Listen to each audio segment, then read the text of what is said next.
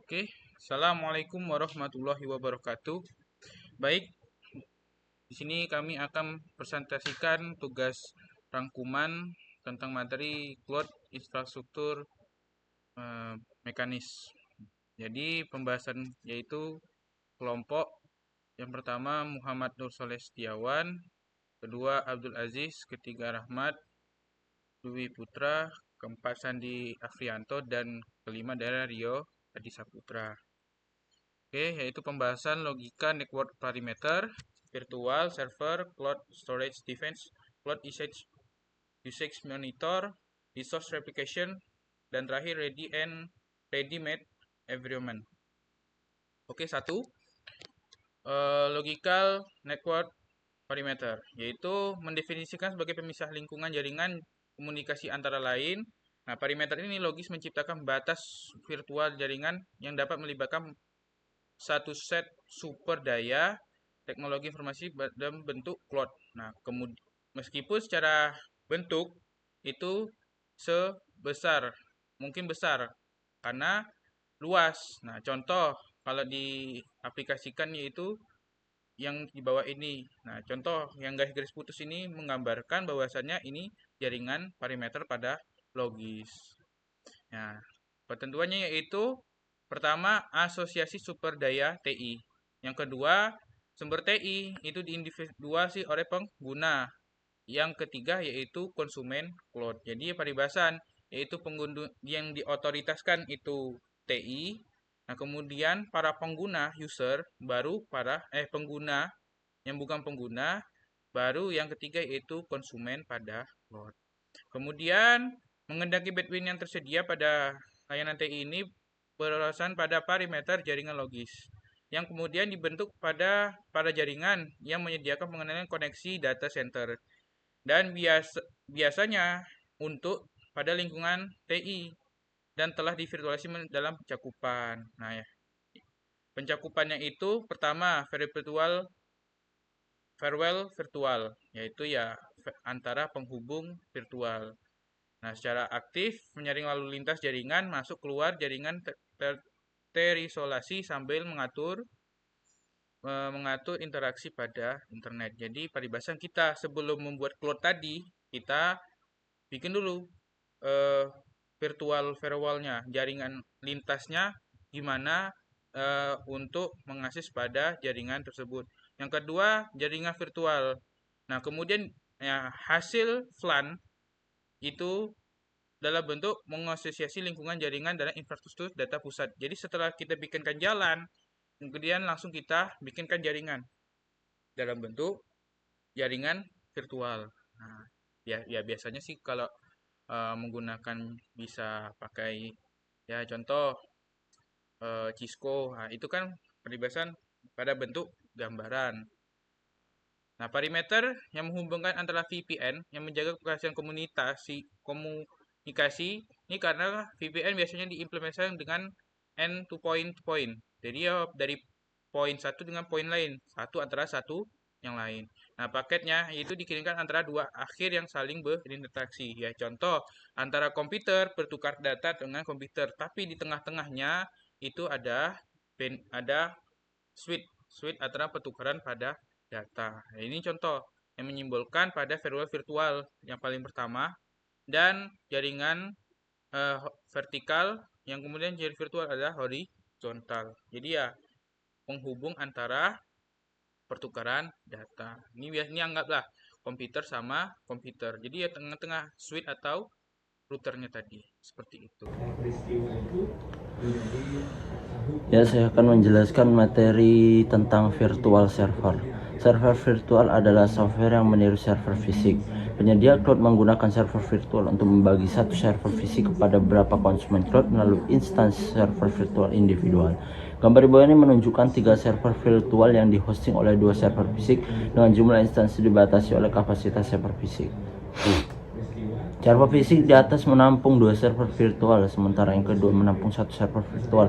Setiap server virtual bisa menghosting berbagai sumber daya TI solusi cloud dan mekanisme komputasi cloud. Proses instalasi server virtual dari file image, misal file ISO, cepat dan bisa disesuaikan dengan kebutuhan. Gambar berikutnya menunjukkan server virtual yang menghosting layanan cloud diakses oleh konsumen layanan cloud B, sementara konsumen layanan cloud A akses server virtual secara langsung untuk tugas administrasi. Nah, berikut gambar di atas server virtual menghosting layanan cloud aktif dan selanjutnya diakses oleh konsumen cloud untuk tujuan administratif. Contoh studi kasus 1, lingkungan IaaS DTGOV memiliki server virtual di server fisik yang menjalankan perangkat Luna Hypervisor yang mengontrol server virtual tersebut. 2 VM digunakan untuk mengkoordinasikan server fisik dalam pembuatan instansi server virtual. Gambar selanjutnya menunjukkan berapa server virtual yang beroperasi di server fisik, semuanya dikendalikan oleh satu VIM pusat.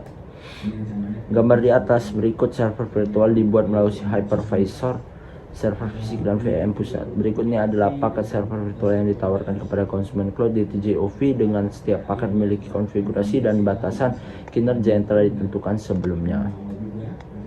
Server virtual kecil 1 inti prosesor virtual 4 GB RAM virtual 20 GB ruang penyimpanan dalam sistem file root. Server virtual sedang 2 inti prosesor virtual 8 GB RAM virtual 20 GB ruang penyimpanan dalam sistem file root. Server virtual besar 8 inti prosesor virtual 16 GB RAM virtual 20 GB ruang penyimpanan dalam sistem file root. Server virtual memori besar 8 inti prosesor virtual 64 GB RAM virtual 20 GB ruang penyimpanan dalam sistem file root. Server virtual prosesor besar 32 inti prosesor virtual 16 GB RAM virtual 20 GB ruang penyimpanan dalam sistem file root. Server virtual ultra besar 128 inti prosesor virtual 512 GB RAM virtual 40 GB ruang penyimpanan dalam sistem file root. Gambar di bawah konsumen cloud memilih template server virtual melalui portal swadaya untuk pembuatan server. Salinan gambar VM yang relevan dibuat pada penyimpanan cloud yang dikontrol oleh konsumen cloud. Konsumen memulai server virtual melalui portal administrasi dan penggunaan yang berinteraksi dengan VIM untuk menghasilkan instansi server virtual. Fitur tambahan di portal tersebut memungkinkan konsumen untuk menggunakan dan menyesuaikan server virtual mereka. Selanjutnya, cloud storage device. Perangkat penyimpanan cloud adalah perangkat yang dirancang khusus untuk menyimpan penyimpanan berbasis cloud. Instance dari perangkat ini bisa divirtualisasikan mirip dengan cara server fisik menghasilkan gambar server virtual. Perangkat penyimpanan cloud ini dapat diakses secara jarak jauh melalui layanan penyimpanan cloud. Mereka menyediakan unit logis penyimpanan data umum. Mekanisme perangkat penyimpanan cloud menyediakan unit logis umum dari penyimpanan data seperti file, kumpulan data dalam folder, blok, unit data individu terkecil dan paling dekat dengan hardware, kumpulan data. Data dikumpulkan dalam format table, objek, kumpulan data, dan metadata terkait. Gambar di samping. Konsumen dari berbagai layanan cloud menggunakan teknologi yang berbeda-beda untuk berinteraksi dengan penyimpanan cloud yang telah divirtualisasi.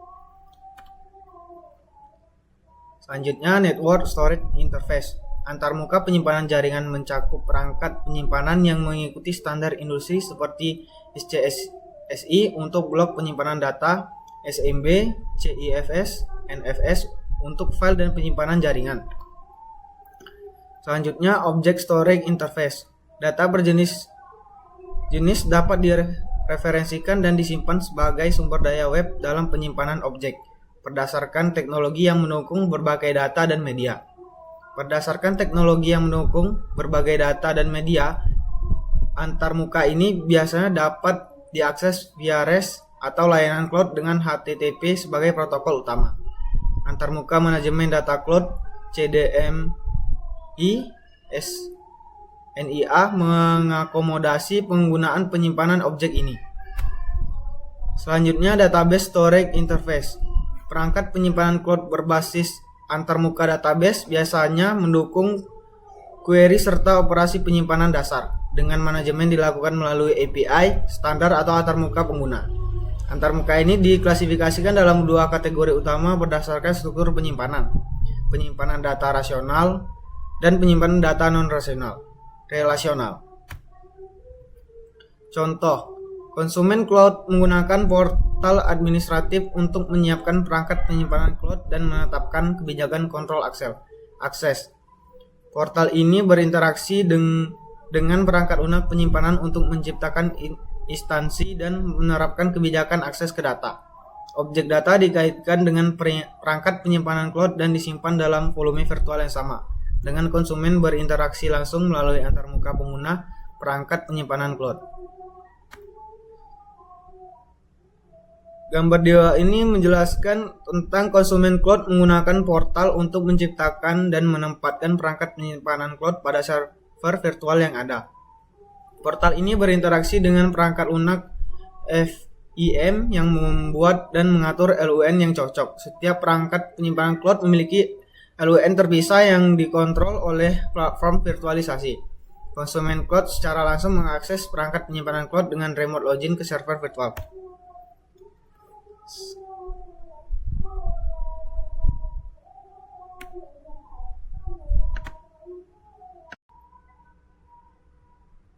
Cloud Usage Monitor. Monitor penggunaan cloud adalah program perangkat lunak ringan dan otonom yang berperan mengumpulkan dan memproses data penggunaan sumber daya TI. Format dan cara kerja monitor ini bervariasi tergantung pada jenis metrik penggunaan yang perlu dikumpulkan dan metode pengumpulan datanya. Monitoring agen adalah program yang beroperasi berdasar peristiwa dan berfungsi sebagai agen layanan. Itu berarti di sepanjang jalur komunikasi untuk memantau dan menganalisis aliran data secara transparan seperti yang diperlihatkan pada gambar di bawah ini. Monitor penggunaan cloud ini sering digunakan untuk menghitung metrik lalu lintas dan jaringan dan pesan. Penjelasan gambar di bawah. Konsumen layanan mengajukan pesan permintaan ke layanan cloud. Pesan ini kemudian ditangkap oleh agen pemantau untuk mengambil data penggunaan yang relevan. Sebelum pesan diteruskan ke layanan cloud, agen pemantau menyimpan data penggunaan yang telah dikumpulkan ke dalam database log. Layanan cloud kemudian memberikan balasan dalam bentuk pesan tanggapan yang dikembalikan ke konsumen layanan cloud tanpa harus dicegat oleh agen pemantau. Resource Agen sumber adalah modul pemrosesan yang mengumpulkan data penggunaan melalui interaksi berbasis peristiwa dengan perangkat lunak sumber daya tertentu.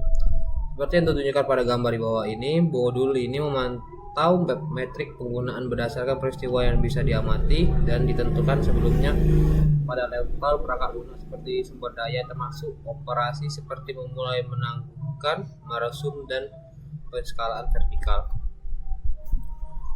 Agen sumber daya berperan aktif dalam memantau server virtual dan mendeteksi peningkatan penggunaan. Ketika peningkatan, agen sumber daya menerima pemberitahuan dari program manajemen sumber daya yang mendasari bahwa server virtual sedang ditingkatkan. Sesuai dengan metrik pemantauannya, agen sumber daya kemudian menyimpan dan data penggunaan yang telah dikumpulkan ke dalam database log. Polling Agen merupakan sebuah modul pemrosesan yang mengumpulkan data penggunaan layanan cloud melalui pemantauan periodik atau polling terhadap sumber daya TI. Metode pemantauan layanan cloud ini biasanya digunakan secara berkala mengawasi status sumber daya TI, seperti durasi waktu aktif dan durasi waktu non-aktif. Lihat seperti di gambar di bawah.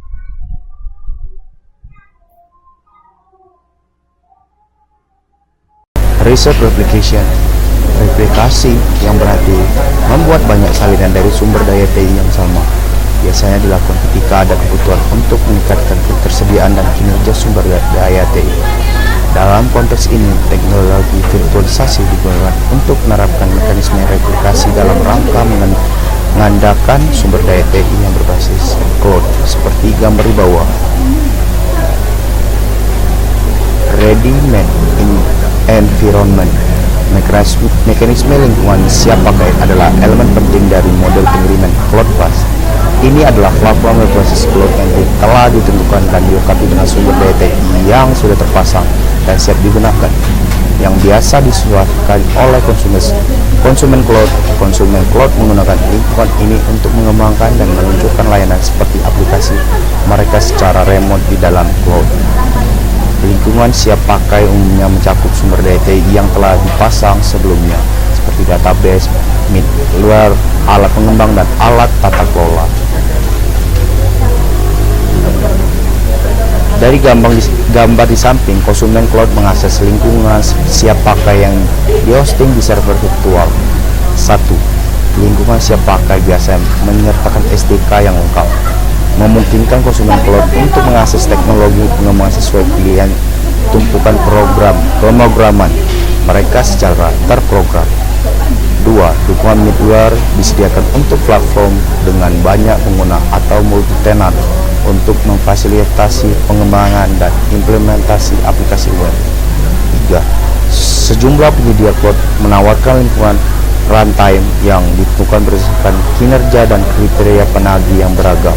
Sebagai contoh, instansi front-end layanan cloud bisa diatur agar lebih responsif terhadap permintaan yang sensitif terhadap waktu dibandingkan dengan instansi back-end. Sekian terima kasih.